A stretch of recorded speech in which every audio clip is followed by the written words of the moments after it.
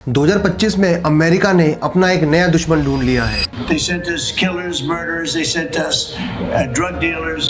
और हमेशा की तरह रियलिटी कुछ और होगी और दिखाई कुछ और जाएगी। You lied about WMD. A million Iraqis are dead because you lied. जैसे इराक इन्वेजन, जैसे Afghanistan war,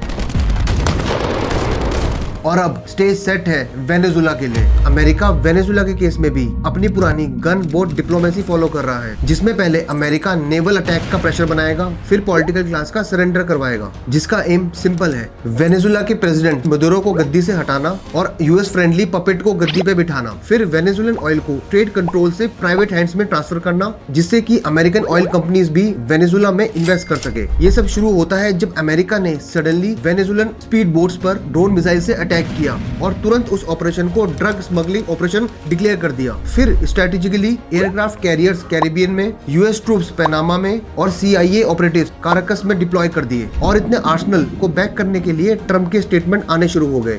And we're taking the son of a yeah. साथ ही साथ ट्रम्प ने मुदोरो को नार्को टेररिस्ट भी डिक्लेयर कर दिया। But in reality this is not a drug war. As पर UN रिपोर्ट्स, वेनेजुला का सारा ड्रग्स यूएस नहीं बल्कि यूरोप एक्सपोर्ट होता है। यूएसए में सारा का सारा कोकीन मैक्सिको, पेरू और कोलंबिया से आता है, ना कि वेनेजुला से। तो फिर अमेरिका अपने ड्रग प्रॉब्लम के लिए वेनेजुला को विलन क्यों बना रहा है? The answer is simple, China. 2025 के डेटा के अकॉर्डिंग लैटिन अमेरिका की कंट्रीज का बिगेस्ट ट्रेडिंग पार्टनर आज के टाइम में चाइना है। चिली का biggest trading partner China, Peru का biggest trading partner China, Argentina का biggest trading partner China. But ये सब कंट्रीज यूएस के एलाइज हैं, उसके दोस्त हैं। तो बचता है सिर्फ वेनेजुला, जिसके पास वर्ल्ड के लार्जेस्ट ऑयल रिजर्व्स है, सऊदी अरेबिया और इराक से भी ज्यादा। And because of heavy sanctions, oil sanctions in Venezuela.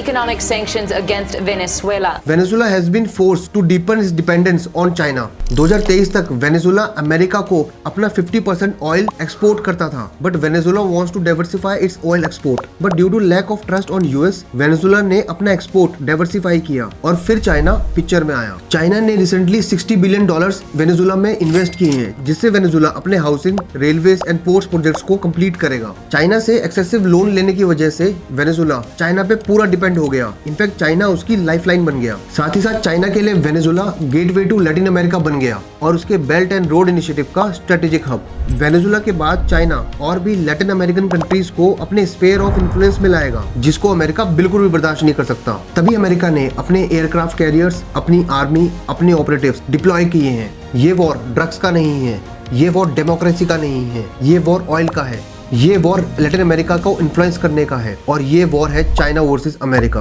और जिसका बैटल ग्राउंड बन रहा है वेनेजुला।